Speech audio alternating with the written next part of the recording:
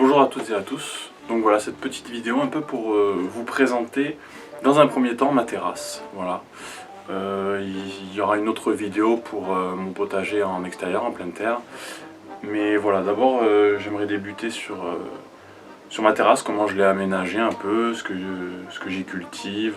Donc derrière moi par exemple vous pouvez voir une aubergine, poivron, tomates, et donc vous verrez que les plantes se portent quand même bien, même en pot, et qu'elles produisent des quantités, on va dire, raisonnables de fruits et des légumes. Voilà, il faut savoir que c'est cultivé, ça prend 4 mètres carrés.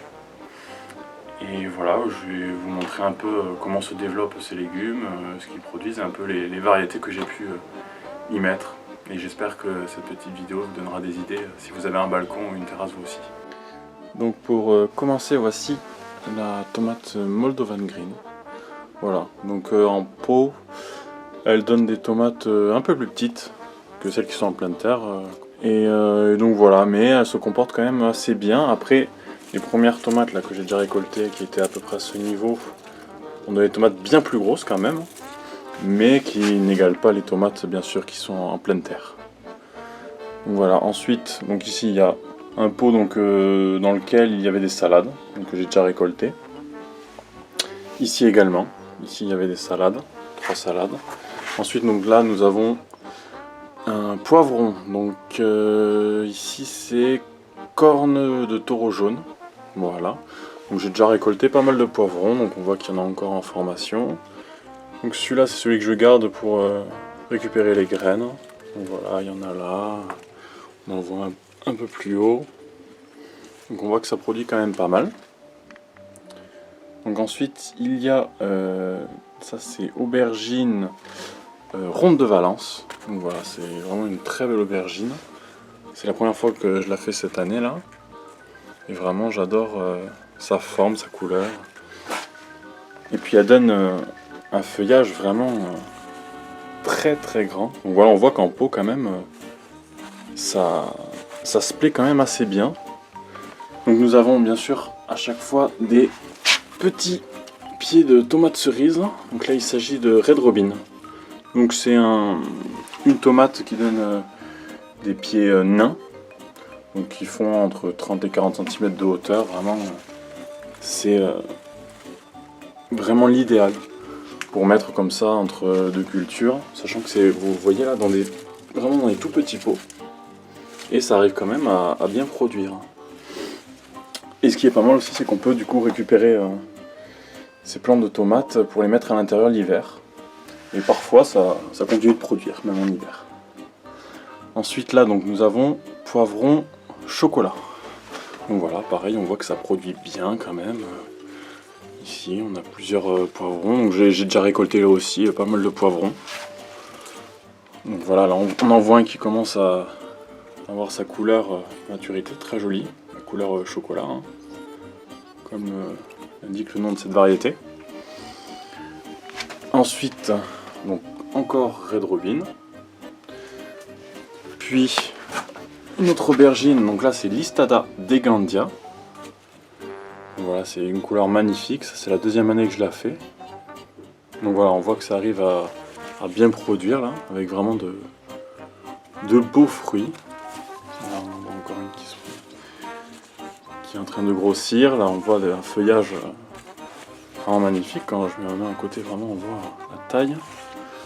Ensuite donc encore pareil, une Red Robin. Alors celle-là a une petite particularité que j'aime bien, c'est qu'elle a fait une tige qui monte très très haut pour une Red Robin. Mais juste une tige comme ça, au milieu du feuillage. C'est assez rigolo. Ensuite nous avons donc un poivron. Alors ça c'est le poivron Pustagold. Je crois que ça se prononce comme ça. C'est un poivron. Alors voilà, il arrive à maturité. Celui-là c'est pour récupérer les graines. Donc à maturité de couleur rouge. Mais quand les fruits sont encore jeunes, comme là, les tout petits sont en formation, ça donne des poivrons blancs. Donc c'est très sympa et très joli à avoir dans son potager. Voilà, et là aussi avec vraiment de très belles feuilles. Enfin, on voit que les pieds vraiment ils se plaisent, malgré qu'ils soient en pot. Encore une fois donc Red Robin entre chaque pot de poivron ou d'aubergine. Donc là, aubergine, violette de Barbantane. Voilà. Donc là, il n'y a pas de fruits actuellement parce que le pied a un peu souffert. Alors je ne saurais pas vous dire de quoi. Je sais qu'après, vous voyez par rapport aux feuilles, pas mal d'attaques de chenilles notamment. Donc peut-être que ça a dû un peu l'affaiblir. Mais voilà, là, c'est en train de refaire des fleurs et je pense que je vais pouvoir peut-être encore en avoir quelques-unes. Mais j'ai déjà récolté, je dirais 4 ou 5 aubergines dessus quand même. Donc là, notre Red Robin qui, par contre, celle-là est attaquée, je le vois, par le mildiou. Alors ça, oui, c'est l'inconvénient des Red Robin.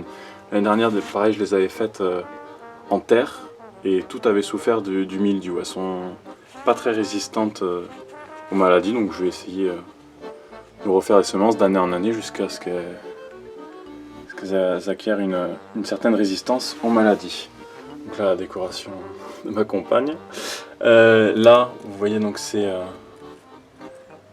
un poivron. Alors celui-là, il est tout petit. Donc ça, c'est poivron Purple Beauty. Donc là, il est tout petit parce qu'en fait, pour l'anecdote, il y a eu des ânes qui sont venus passer par là et qui ont écrasé complètement le pot dans lequel il était. Il restait plus qu'une tige avec un tout petit bourgeon. On le voit là, regardez. C'était ce petit bourgeon, il restait plus que la tige avec ce petit bourgeon là. Je l'ai récupéré, je me suis dit, je vais essayer de le planter, j'espère qu'il va réussir à pousser, voilà, miracle. Il pousse, il commence à bien se comporter, mais bon, j'aurai pas de poivron cette année, je vais le stocker, je pense, en véranda ou au choix à l'intérieur, hein, pour qu'il puisse passer tout l'hiver, et puis l'année prochaine, en le remettant à l'extérieur, j'espère qu'il pourra produire et que je pourrai récolter les graines pour faire mes propres semences. Ensuite là nous avons donc tomate ananas. Donc vous voyez que il a l'air de bien se comporter, mais malheureusement, autant vous dire de ne surtout pas faire tomate ananas en pot parce que ça donne des fruits tout petits et qui pourrissent très vite, qui sont vraiment pas jolis. Et enfin, moi je vais même pas les consommer parce que finalement il est rouge mais il est dur.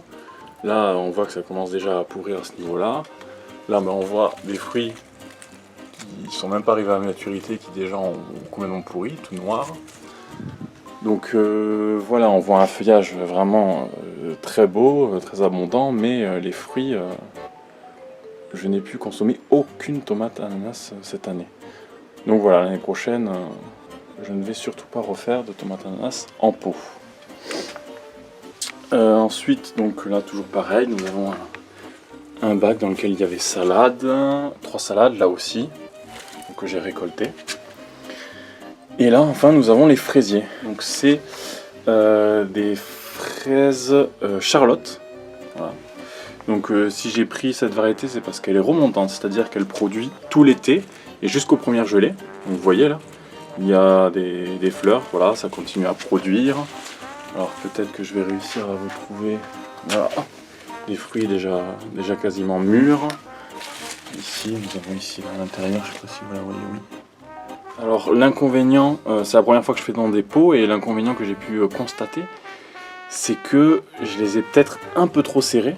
Donc pour vous dire, voilà, c'est les mêmes pots que j'ai utilisés là, ici. Et je crois que j'en ai planté, je dirais, 6 ou 7. Donc voilà, c'est vraiment très dense.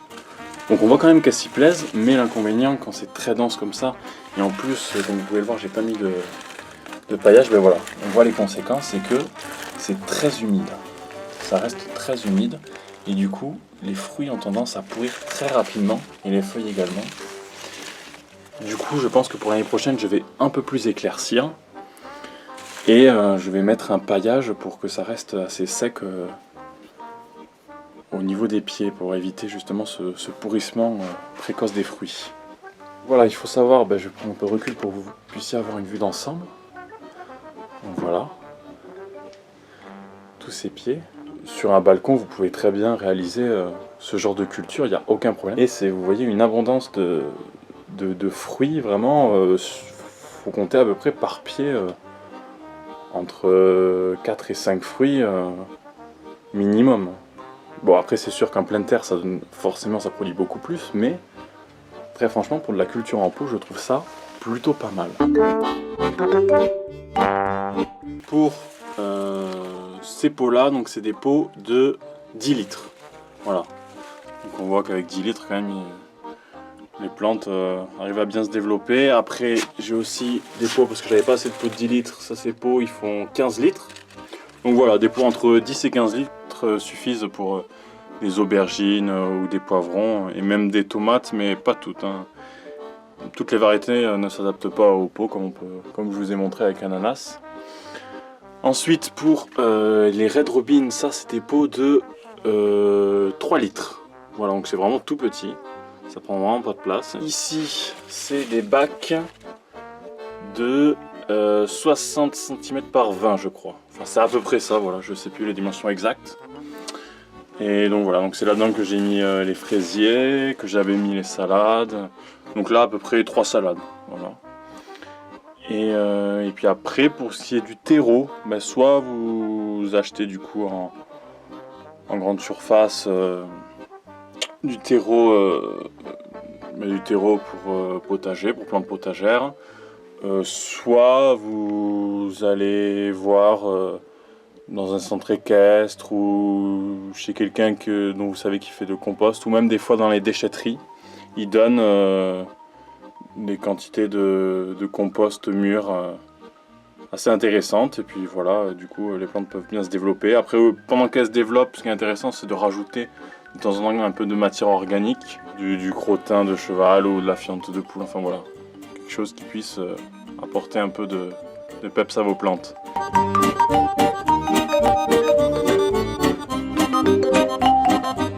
Après, pour ce qui est des pots, vous pouvez soit les acheter du coup dans votre magasin de bricolage, ou le mieux, c'est de pouvoir les récupérer auprès d'un pépiniériste ou d'un fleuriste, enfin voilà. Parce que bien souvent ils en jettent beaucoup. Donc si vous pouvez en récupérer vous gratuitement et puis eux leur débarrasser de ce qu'ils allaient jeter, c'est toujours intéressant. Après, essayez de voir aussi sinon d'occasion sur des sites internet ou bien voilà dans le voisinage. Et donc avec tout ce matériel, vous pouvez facilement réaliser la culture en pot sur petite surface. Donc voilà, j'espère que cette petite vidéo vous aura plu.